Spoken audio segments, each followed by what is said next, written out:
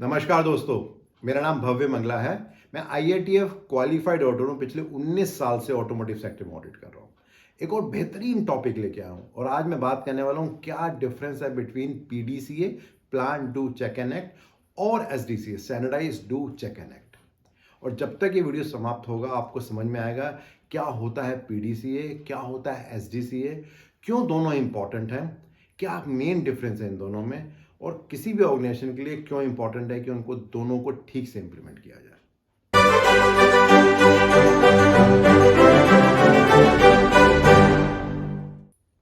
तो सबसे पहले मैं बात करना चाहूँगा एक डे टू डे लाइफ के बारे में कि इन जनरल ऐसा होता है कि हम सोचते हैं कि मुझे अपना वजन कम करना है, से 5 किलो मुझे अपना वजन कम करना है, और उसके लिए हम प्लान करते हैं कि 3 महीने में वजन कम करेंगे और ऐसा ऐसा करेंगे जिससे कि हमारा वजन कम हो जाए, और अक्सर हमारा वजन कम हो भी जाता है। लेकिन ऐसा क्यों होता है कि कुछ महीने बाद वापस वो 5 किलो वजन वापस आ जाता है, मे बी 6-7 किलो बढ़ जाता है हमारा वजन। या कई बार ऐसा होता है कि एक स्टूडेंट होता है जो कि पढ़ाई कर रहा होता है किसी हायर एजुकेशन के लिए, और वो जम के पढ़ाई कर रहा होता है और बहुत अच्छे मार्क्स आ रहे होते हैं, बट जैसे ही एग्ज़ाम नज़दीक आ रहा होता है कहीं ना कहीं उसकी परफॉर्मेंस नीचे गिरने लग जाती है। अक्सर हम वर्ड यूज़ करते हैं बर्नआउट हो गया। तो ये जो पीडीसी और एसडीसी है ये कहीं ना कहीं इन सब चीज़ों से लिंक्ड है। तो सबसे पहले बात करते हैं पीडीसीए की, plan do check and act, जिसको अक्सर हम डैमिंग साइकिल भी बोलते हैं। तो जब हम प्लानिंग की बात करते हैं तो हम प्लान करते हैं हम क्या अचीव करना चाहते हैं, क्या क्या पॉसिबल रिस्क हैं जिनको हमें अंडरस्टैंड करना है किसी काम को करने से पहले, क्या हमारी टारगेट डेट है, कब तक हमें उसको अचीव करना है, किसको उसे अचीव करना है। एक बार उसको प्लान कर लेते हैं उसको फिर एक्चुअली हम इम्प्लीमेंट करते हैं, जिसको हम डू बोलते हैं। उसको जब इम्प्लीमेंट कर लेते हैं तब हम चेक करते हैं कि जो भी कुछ हमने प्लान किया था क्या एक्चुअली में सब कुछ वैसा हुआ या नहीं हुआ।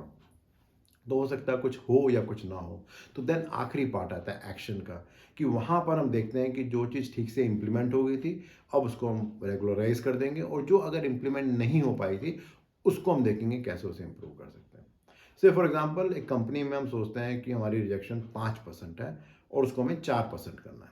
अब उसके लिए हम प्लान करते हैं कि हम कुछ लोगों को ट्रेनिंग देंगे जिससे उनकी कॉम्पिटेंस बढ़ सके, हम कुछ पोको या कहीं की फुल प्रूफिंग इंप्लीमेंट करेंगे जिससे कि रिजेक्शंस को कंट्रोल कर सकें। मे बी हम कोई प्रोसीजर्स, कोई स्टैंडर्ड ऑपरेटिंग प्रोसीजर्स बनाएंगे जिससे कि लोगों को पता रहे कि कभी भी कुछ काम करना है तो कैसे उसको रेफर करना है। और इसके अलावा बहुत सारी चीज़ें हम प्लान कर सकते हैं। एक बार हमने प्लान किया तो उसको हमने इम्प्लीमेंट किया, इम्प्लीमेंट करने के बाद उसको चेक किया कि जो हमारा टारगेट था 5 से 4% आने का वो अचीव हुआ नहीं हुआ, एंड देन अगर वो हो जाता है देन हम उसको देखते हैं कैसे उसे रेगुलराइज कर सकते हैं। और अगर एक बार 4% हो जाता है तो हम सोचते हैं कि उसे 3% किया जाए, फिर बाद में 2 किया जाए और 1 किया जाए, और इस तरीके से पीडीसीए साइकिल चलती रहती है रेगुलर। अभी जो प्रॉब्लम आती है उसके बाद शुरू होती है कि हम 5% से 1% पे तो आ गए, लेकिन उसको सस्टेन कैसे करेंगे, कैसे इंश्योर करेंगे कि ये रिजेक्शन का लेवल अब 1% पे रहे, ये नहीं कि वापस 5% में चले जाए। तो यहाँ पर रोल आता है एसडीसीए का, standardise do check and act. किसी ने बहुत ही अच्छी बात की है, उनका कहना है कि जो भी कुछ हम करते हैं वो धीरे धीरे समय के साथ खराब होता रहता है, क्योंकि कभी भी कोई सिचुएशन स्टेबल होती नहीं जिसको आप इंश्योर कर सकें कि ऐसी रहेगी। तो उसका सिर्फ एक ही तरीका है कि हम हमेशा ही अपने आप को इम्प्रूव करते रहें, अपने आप को बेटर करते रहें, जिससे कि हम उस चीज़ को इफेक्टिवली इम्प्लीमेंट कर सकते हैं। तो जो एस है उसका काम यही है। कभी आप देखेंगे कोई कंप्लेंट आती है, कोई प्रॉब्लम होती है, तो अगर उसका रूट कॉज किया जाता है तो हम अक्सर बात करते हैं कि कोई स्टैंडर्ड ही नहीं था हमारे पास। कई बार हम ये कहते हैं स्टैंडर्ड तो था लेकिन स्टैंडर्ड को हमने इम्प्लीमेंट नहीं किया। या कई बार ऐसा भी होता है हम बोलते हैं कि स्टैंडर्ड ही गलत था। तो अगर आप देखेंगे ये 3 जो मेन रूट कॉज किसी भी ऑर्गेनाइजेशन में निकल के आते हैं, तीनों में कॉमन फैक्टर स्टैंडर्ड का आ रहा है। तो इसीलिए जो एस है वो स्टैंडर्डाइजेशन की बात करता है। से फॉर एग्जांपल उसी बात को लेके चलें कि जो हमारी रिजेक्शन लेवल था जिसको हमें 5% से 1% हमने कर दिया, अब उसको सस्टेन कैसे किया जाए। तो वहाँ पर इंपॉर्टेंट ये है कि ये देखना है कि जो हमने पोकोयो का इम्प्लीमेंट किया था क्या वो आज भी इम्प्लीमेंटेड है, और उसको डेली बेसिस पे या वीकली बेसिस पे चेक करने का क्या मैकेनिज्म है। वो मैकेनिज्म बनेगा, वो पार्ट ऑफ स्टैंडर्डाइजेशन होगा। देन जिन लोगों को हमने ट्रेनिंग दी थी क्या उनकी कॉम्पिटेंस लेवल आज भी है, क्या धीरे धीरे समय के साथ उनका लेवल डाउन हो गया है, या जिन लोगों को हमने रखा था उस पर्टिकुलर काम करने के लिए अब उनको हमने किसी और डिपार्टमेंट में कर दिया। तो ये इंश्योर करना बहुत ज़रूरी है कि जो भी वहाँ काम करें उनकी कॉम्पिटेंस ठीक रहे, और रेगुलरली उनको ट्रेनिंग देते हैं जिससे उनको याद रहे कि उन्होंने क्या किया था। और इसी तरह से प्रोसीजर्स के बारे में बात है कि जो एसओपी प्रोसीजर हमने बनाए थे, क्या वो आज रेलेवेंट हैं? क्या लोगों को उसका एक्सेस है? क्या लोगों को समझ में आ रहा है? क्या उनकी भाषा में है?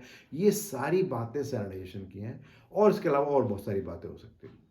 तो जब हम एस यानी कि स्टैंडर्डाइजेशन का काम पूरा कर लेते हैं, उसके बाद जो दूसरा बात आती है वो डू की बात आती है कि अब हम उसको रेगुलरली इम्प्लीमेंट करना है कि पोके का रेगुलरली चेक हो रहा है, जो स्टैंडर्ड ऑपरेटिंग प्रोसीजर है उसको रेगुलरली पढ़ा जा रहा है, जो कॉम्पिटेंट आदमी है वही उस काम को कर रहा है, एंड देन उसको फिर चेक किया जाता है कि जो भी हमने स्टैंडर्डाइज किया था क्या वो एक्चुअली में शॉप फ्लोर पे इम्प्लीमेंट हो रहा है या समय के साथ धीरे धीरे वो भी प्रॉब्लम कर रहा है।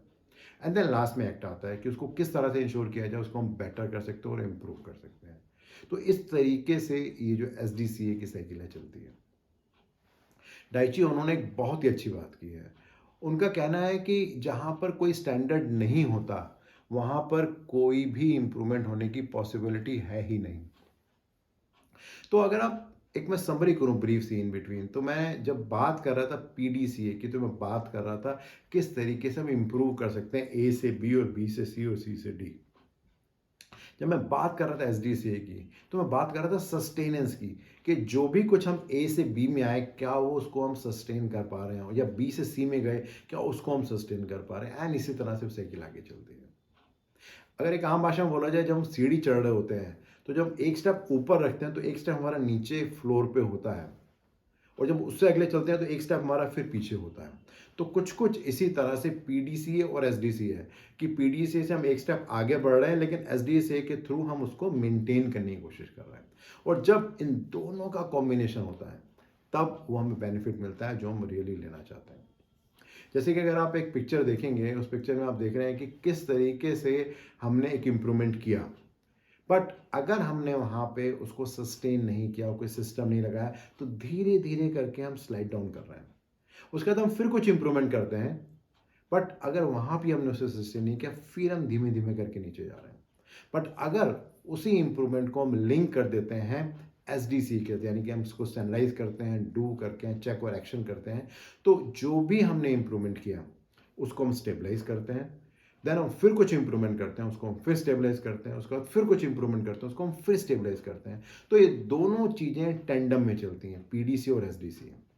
तो इन केस अगर हम ऑर्गेनाइजेशन में काम कर रहे हैं और हमें इसका मीनिंग नहीं भी पता, बट हम इस बात को इंश्योर कर रहे हैं कि हमें कुछ इम्प्रूवमेंट करनी है, और इम्प्रूवमेंट करने के बाद उसका एक सिस्टम बनाना है जिससे रेगुलरली हम चेक कर सकें, जो अक्सर हम डेली वर्क मैनेजमेंट DWM भी बोलते हैं, तो हम इंश्योर कर सकते हैं कि जो भी इम्प्रूवमेंट ऑर्गेनाइजेशन के अंदर हो रही है वो सस्टेनेबल है और वो ऑर्गेनाइजेशन को बेनिफिट देगी लॉन्ग टर्म के लिए।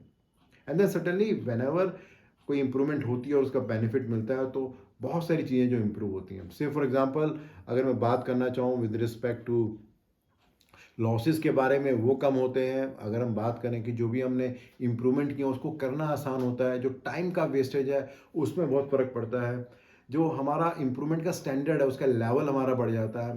देन जो भी हम इम्प्रूवमेंट कर रहे हैं वो बहुत आसानी से उसको हम नाप सकते हैं कि वो कितनी थी और कितनी हो गई है, और जो भी कुछ गेन होता है वो सस्टेनेबल होता है और एक ऑर्गेनाइजेशन के अंदर एक बहुत ही अच्छा कल्चर डेवलप होता है। बट अगर मैं बात करूँ इन सब चीज़ों को चैलेंजेस के बारे में इंडस्ट्री के, तो जो सबसे पहला चैलेंज है वो तो ये है कि कितनी ऑर्गेनाइजेशन में लोगों को पता है कि क्या डिफरेंस होता है पीडीसीए में और एसडीसीए में। जो दूसरा बड़ा चैलेंज है कि अगर पता भी है तो कितनी ऑर्गेनाइजेशन में बहुत अच्छे ढंग से पीडीसी और एसडीसीए को इफेक्टिवली इंप्लीमेंट किया जा रहा है, जिससे कि जो बेनिफिट मिलना चाहिए वो मिले और जो भी ग्रोथ या इंप्रूवमेंट हो रही है वो सस्टेन रह सके। तो अगर मैं समरी करूं, ओवरऑल मैंने बात की पीडीसीए क्या होता है, एसडीसीए क्या होता है, क्या मतलब है इन दोनों का, किस तरीके से दोनों मिलकर काम कर सकते हैं, क्या की डिफरेंस है दोनों का, और इंडस्ट्री में क्या चैलेंज है with respect to PDCA and SDCA. मेरा जो अगला वीडियो रहेगा वह मैं बात करने वाला हूँ बैलेंस स्कोर कार्ड के बारे में। रेगुलरली बहुत सारे फीडबैक आ रहे हैं और हेल्प कर रहे हैं अंडरस्टैंड करने के लिए कि आपकी क्या एक्सपेक्टेशन है, तो प्लीज़ उसको आप कंटिन्यू कीजिए। और अगर इस पर्टिकुलर वीडियो को आप और डिटेल में जानना और समझना चाहते हो तो नीचे आपको एक लिंक मिलेगा, उसे आप क्लिक करेंगे तो एक ब्लॉग आपको दिखेगा, वहाँ और अच्छे से जानकारी मिलेगी आपको इस पर्टिकुलर वीडियो के बारे में। और अगर आपको लगता है कि इस तरह के वीडियोस और ब्लॉग यूज़फुल हैं तो आप हमेशा अपने फ्रेंड्स और कोलीग से शेयर कर सकते हैं, और मेरे यूट्यूब चैनल और मेरी वेबसाइट भव्यमंगला.com को सब्सक्राइब भी कर सकते हैं। धन्यवाद।